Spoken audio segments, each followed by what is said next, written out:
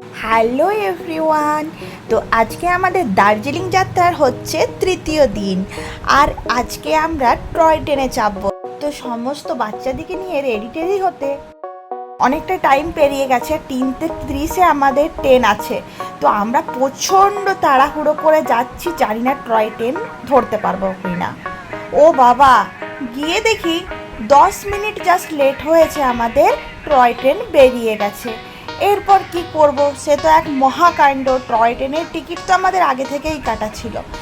ওই দেখো যাচ্ছে আমাদের টয় ট্রেনটা। এরপর আমরা করলাম কি, একটা গাড়ি ভাড়া করলাম। গাড়িটাকে ডেকে আমরা টয় ট্রেনও যাচ্ছে আর যাচ্ছি টয় ট্রেনের পেছনে পেছনে আমরা। তো ঘুম স্টেশন থেকে আমরা টয় ট্রেনে চাপার জন্য কারে পেছন পেছন আমরা আসতে থাকলাম, কারণ ট্রেনটি পরে স্টপেজে দাঁড়াবে। তো এখন আমরা চলে এসেছি বাতাসিয়া লুপে। আর বাতাসিয়া লুপে ওই দেখো মেঘটা কেমন উড়ছে, কি সুন্দর দেখতে লাগছে। তো এইখান থেকে আমরা টয় ট্রেনে চেপে নিয়েছি। তো এইখানে সত্যি এইখানটা ভীষণ ভালো লাগছে দেখতে, দেখো। তো আমরা সবাই এখানে চেপে নিয়েছি, আর বেটু তো সমানে আঙ্গুল খেতে থাকছে, ও কোনো সময় বাদ দিচ্ছে না। আর টয় ট্রেনে চাপতে না পেরে আমাদের হয়েছিল এক ভীষণ চিন্তা যে টয় ট্রেনের তো টিকিট আমরা আগে থেকেই কেটে রেখেছিলাম, কিন্তু টয় ট্রেনটা তো বেরিয়ে গেল। এরপর দার্জিলিংয়ে এসে যদি টয় ট্রেনেই না চাপতে পারি কেমন লাগে বলো তো। তো ওই এক মহা চিন্তা। যাই হোক, একটা গাড়ি ভাড়া করলাম, তো গাড়িও যাচ্ছে পেছন পেছন আর ট্রেনও যাচ্ছে আগে আগে, মানে ট্রেনটাকে ধরার জন্য যেন গাড়িটা ছুটে ছুটে যাচ্ছে, এই রকম অবস্থায় আমাদেরকে পড়তে হয়েছিল। যাই হোক, টয় ট্রেনে ঘুরে এরপরে আমরা আবার নেমে পড়লাম ঘুম স্টেশনে নেমে পড়লাম। তো আজকে আর সেই রকম কোনো প্ল্যান নেই। তো আমরা ঘুরে আবার মল রোডে চলে এলাম। তো আজকে রাত সন্ধ্যেবেলায় আর কোনো প্ল্যান নেই, আমরা যাব কেভেন্টার্সে। আর দার্জিলিংয়ের কেভেন্টার্স ব্রেকফাস্টের জন্য একটি জনপ্রিয় রেস্টুরেন্ট। তো এখানে যেতে গেলে অবশ্যই হাতে অনেকটা টাইম নিয়ে যেতে হবে, কারণ একটা লম্বা লাইন পাবে যখনই যাবে। যাই হোক, আমরা লাইন দিয়ে একটু দাঁড়িয়ে তারপর উঠে পড়লাম। আর এই কেভেন্টার্সে তোমরা ব্রিটিশ ব্রেকফাস্টের যাবতীয় আয়োজন পেয়ে যাবে।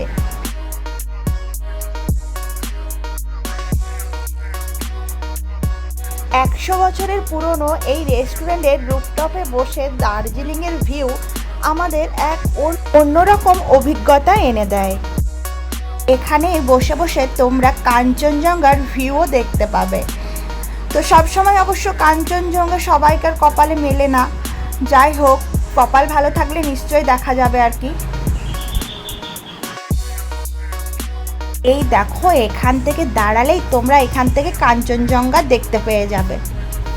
কিন্তু আমাদের ভাগ্যে তো মেলেনি, কারণ আমরা এখানে গিয়েছিলাম ঠিক বিকেল দিকে, মানে তখন প্রায় সন্ধ্যে 6টা বাজে তখন গিয়েছিলাম, মানে আর একটু পরে এরপর এটা বন্ধ হয়ে যাবে। আর গোটা রেস্টুরেন্টটা দেখো কি সুন্দর, ফুলের গাছ, চারিদিকে ফুল, কি দেখো মানে গাছের পাতার থেকে ফুলই বেশি। গোটা রেস্টুরেন্টে ফুল দিয়ে দিয়ে সাজানো, এই ফুলের টব আছে প্রচুর, খুব সুন্দর।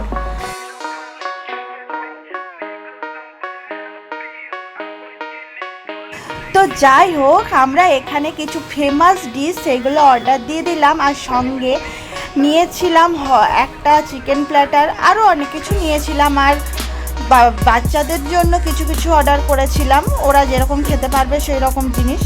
তো সেইগুলো খাওয়া দাওয়া মোটামুটি করে নিলাম। তবে তোমাদেরকে একটা কথা বলি, খাবার দেখে এখানে খুব একটা হেজিটেট করবে না, কারণ এখানের খাবারের লুক যেমনই হোক, খাবারের কোয়ান্টিটি এবং কোয়ালিটি দুটোই খুব ভালো।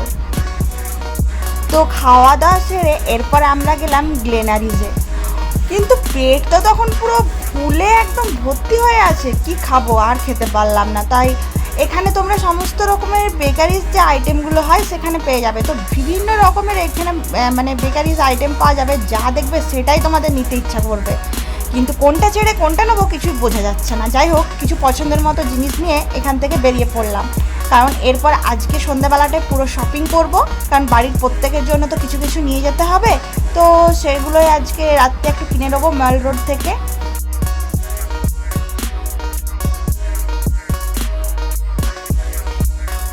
তো গ্ল্যানারিজে সব কিছু কেনাকাটা হয়ে যাওয়ার পর আমরা চলে এলাম দার্জিলিংয়ের ম্যাল রোডে। তো ম্যাল রোডে দেখো এখানে প্রচুর ভিড়, কারণ এখানে সব সময় ভিড় থাকে, কারণ এখানে যারা দার্জিলিংয়ে ঘুরতে আসে সবাই এই জায়গাটাতেই শপিং করতে আসে। তো এখানে আজকে আমরা বাড়ির সকলের জন্য শপিং করে নেব। কালকে সন্ধ্যেবেলায় কিছুটা করেছি শপিং, হাফ হয়েছে, আর আজকে কিছুটা করব। তো এখানে শপিং টপিং করে তারপর আমরা আবার হোটেলে ফেরত যাব। তো চলো আজকের মতো টাটা, সকলে ভালো থেকো, সুস্থ থেকো।